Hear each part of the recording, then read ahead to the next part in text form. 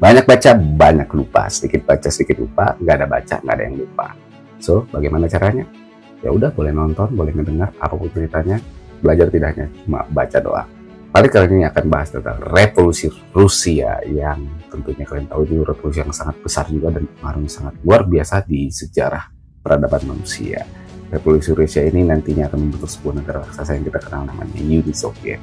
Nah, sebelum kita jauh-jauh tentang revolusi Rusia ini ada hal uniknya kenapa revolusi ini munculnya sedikit bisa dibilang terlambat dibanding revolusi besar lainnya seperti revolusi Amerika maupun revolusi Prancis. Kenapa demikian? Yuk kita bahas. Pertama kita akan bahas dulu tentang revolusi Rusia itu terjadi 3 kali. Yang pertama itu ada pada tahun 1905, itu yang pertama. Yang kedua itu nanti revolusi 1917, ada yang di bulan Februari dan ada lagi di bulan Oktober. Jadi ada 3 revolusi Rusia. Di video ini kita akan bahas yang revolusi pertama dulu, yaitu 1905. Kembali ke pertanyaan awal, mengapa baru munculnya di abad 20? Tepatnya di 1905. Revolusi Prancis atau Revolusi Amerika dulu, kita awali dari Revolusi Amerika, puncaknya terjadi tanggal 4 Juli 1776. Revolusi Prancis puncaknya terjadi 14 Juli 1789. Berarti ini sekitar abad 18. Kenapa di Rusia baru muncul di abad 20? Ada apa? Sebelum kita jauh-jauh ke sana, kita harus paham dulu revolusi terjadi karena pasti ada yang menggerakkannya. Memang rakyat yang bergerak, tapi siapa yang mendorong rakyat? Nah, ini jadi pertanyaan. Dalam struktur masyarakat, ya, kita harus pahami dulu ada struktur masyarakat seperti ini ya. Struktur masyarakat itu kita anggap ada kerucut begini, dan setiap ada revolusi itu pasti polanya ada seperti ini juga. Ya, kita coba simbolkan dulu ya, ada yang seperti ini, seperti ini. Yang atas ini kita simbolkan sebagai penguasa. Penguasa. Sementara yang ini adalah kaum rakyat. Oke. Nah, ada penguasa, ada rakyat. Nah, yang ini yang saya titik ini, inilah kita sebut namanya sebagai golongan menengah. Siapakah golongan menengah ini?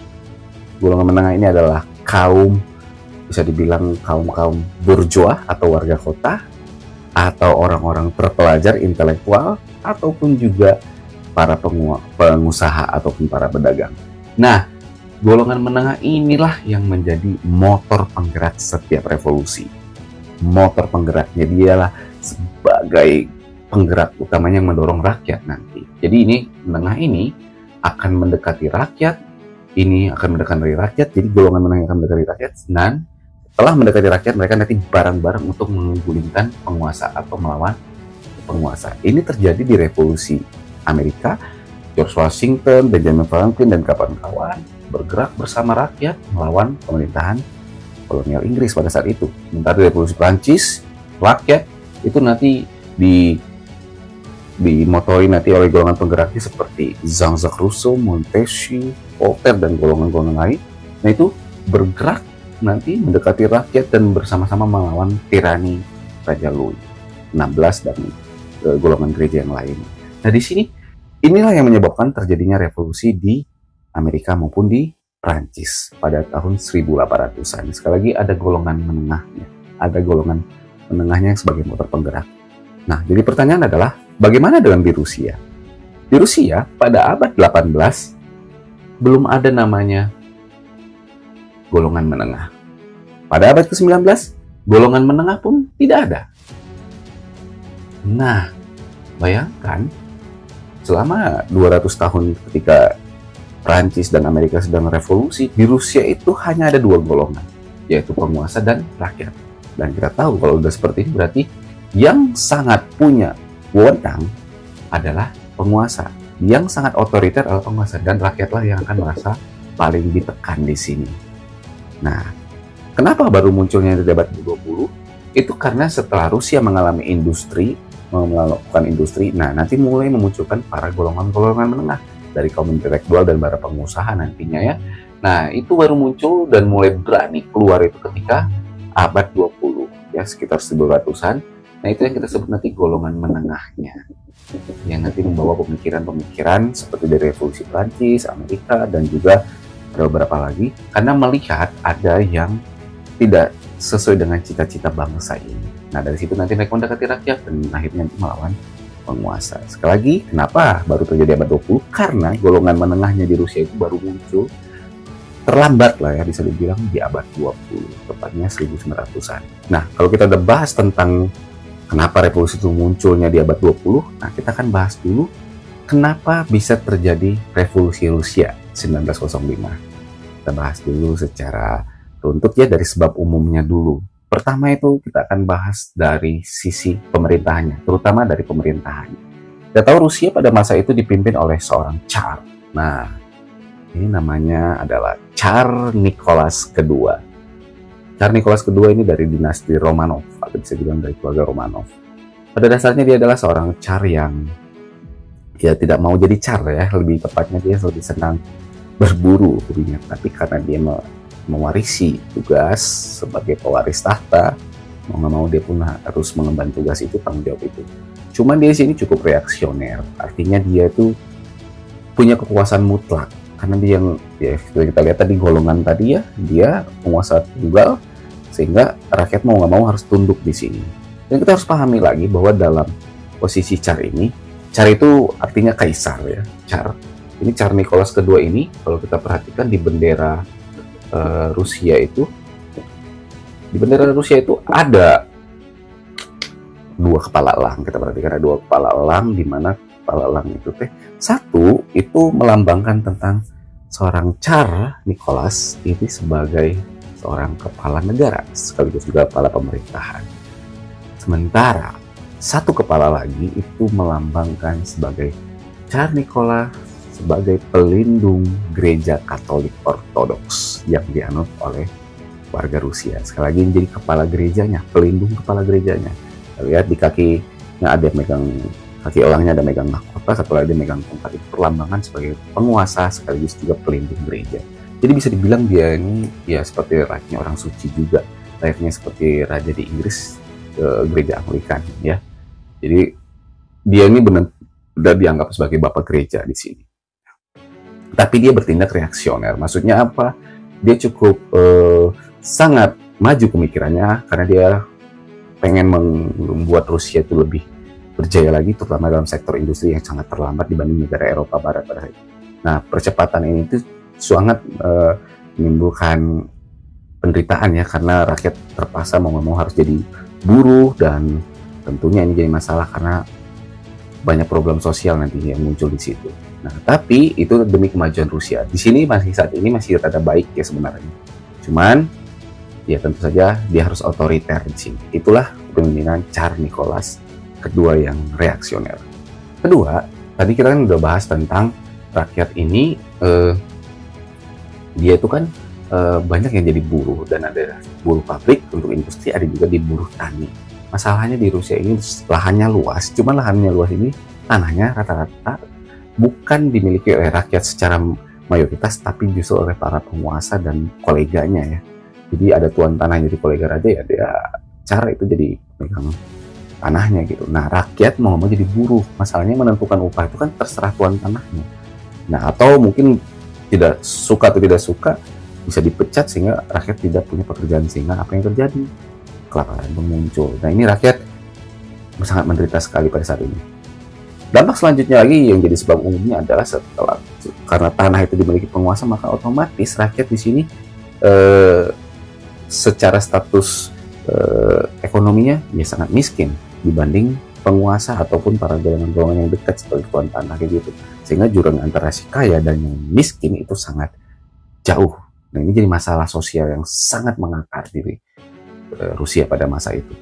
Kemudian, nah ini karena situasi rakyat yang sangat miskin, masalah sosial yang sangat banyak, tapi kembali rakyat mulai sadar yang selama ini hanya bisa tunduk, sekalipun raja di sini bisa dibilang raja itu bisa meredam amarah rakyat karena dia sebagai kepala gereja juga. Jadi secara apa istilahnya ya, kalau udah dibahas soal agama di sini, apalagi dia sebagai pemimpin gereja juga dianggap, aduh janganlah kayak ngelawan Tuhan. Mungkin rakyat merasa seperti itu sehingga rakyatnya manut-manut aja walaupun sebenarnya menderita. Tapi ketika muncul golongan-golongan menengah ini yang mulai kritis dengan cara pemerintahan Tsar di sini. Nah, itu rakyat mulai juga tersadar bahwa selama ini mereka mulai ya sebenarnya salah apa yang mereka lakukan selama ini. Mereka harus bisa mengekspresikan pendapatnya yang sebaiknya bagaimana gitu. Nah, golongan menang ini sangat berpengaruh. Ya, seperti saya bilang tadi, golongan menang ini muncul di abad 20. Sebenarnya itu pengaruh dari industri yang dilakukan oleh Tsar Nicholas di abad 19 akhir, di mana itu nanti melahirkan golongan-golongan industriawan yang kita kenal juga sebagai kaum intelektual nantinya. Nah, ini mirip seperti nanti di Revolusi Tiongkok ya, golongan Sun Yat-sen dan kawan-kawan yang belajar juga ke barat, termasuk juga kita di Indonesia oleh Soekarno dan kawan-kawan yang memunculkan gerakan nasional, pergerakan nasional di 1908 dengan akhirnya Budi Utomo. Jadi pergerakan itu muncul gara-gara golongan intelektual. Indonesia pun ada revolusinya berarti ya. Nah, itu ya, jadi miskinan, terus tanah dikuasai penguasa, raja yang reaksioner, dan muncul golongan menengah ini mulai memanas rakyat, memanas-manasi rakyat. Dan yang paling penting lagi adalah ini jadi masalah. Dan yang jadi masalah paling luar biasa itu adalah ketika terjadi suatu peristiwa yang sangat memalukan bagi Rusia, menampar wajah Rusia, yaitu ketika Rusia pada 1905 mengalami suatu kekalahan. Rusia pada saat itu sedang memperluas area wilayahnya untuk kebutuhan industri, terutama pelabuhan yang tidak beku atau politik air hangat di sini ya, karena dia harus mengekspor produk-produk industrinya. Nah, itu ke wilayah Pasifik. Waktu itu yang daerah yang diincar itu adalah daerah Korea. Cuman di daerah Korea itu ternyata ada juga yang sedang mengincarnya, itu satu negara yang baru lahir di Asia, yaitu satu negara modern yang baru lahir di Asia, yaitu Jepang, yang saat ini sudah melakukan modernisasi, sehingga dia juga punya industri yang sangat luar biasa. Dia juga menginginkan wilayah Korea, sehingga antara Rusia dan Jepang terjadi persaingan, sehingga puncaknya terjadilah perang tahun 1905 di Selat Tsushima. Pasukan Rusia dengan armadanya segala macam, armada lautnya dan daratnya bisa dikalahkan oleh tentara Jepang yang saat itu dianggap remeh. Dan hal ini tentunya sangat-sangat menampar wajah Rusia saat itu ya, sebagai negara industri, negara Eropa yang badannya besar-besar dan bisa dibilang udah lebih dewasa dibanding Jepang di sini, tapi bisa dikalahkan oleh Jepang, sang bangsa Asia. Sehingga mitos yang selama ini bahwa bangsa Eropa itu tidak bisa dikalahkan oleh orang Asia bisa digagalkan akibat peristiwa kekalahan dari Jepang ini. Hal ini benar-benar menampar Rusia, terutama caranya yang sangat malu di sini. Prestise Rusia pun turun di sini. Jadi sebab umum ini sangat membuat Rusia yang ya mulai merasakan kemerosotan nantinya, dan rakyat mulai tidak percaya ya, sehingga banyak hal yang diinginkan rakyat supaya terjadi perbaikan di negaranya. Sehingga apa yang menjadi pemicunya ini terjadi sebuah peristiwa. Tadi kita lihat sebab umumnya, dan kita akan bahas tentang apa yang jadi pemicunya, kenapa terjadi peristiwa revolusi tahun 1905. Pada 1905 ini di Rusia, setelah rangkaian peristiwa yang kita sebutkan tadi, itu terjadi sebuah peristiwa yang namanya The Bloody Sunday. Seperti apa peristiwa itu? Begini, di Petersburg waktu itu merupakan ibu kota Rusia. Itu ada sebuah gereja Katolik Ortodoks yang dipimpin oleh seorang pendeta yang bernama Pendeta Gavon. Pendeta Gavon ini setelah dia misa, setelah gereja hari Minggu itu, dia mengajak semua rakyat yang sudah mulai jenuh, jengah segala macam untuk pergi ke istana Saint Petersburg, ke istana raja di Saint Petersburg untuk melakukan protes.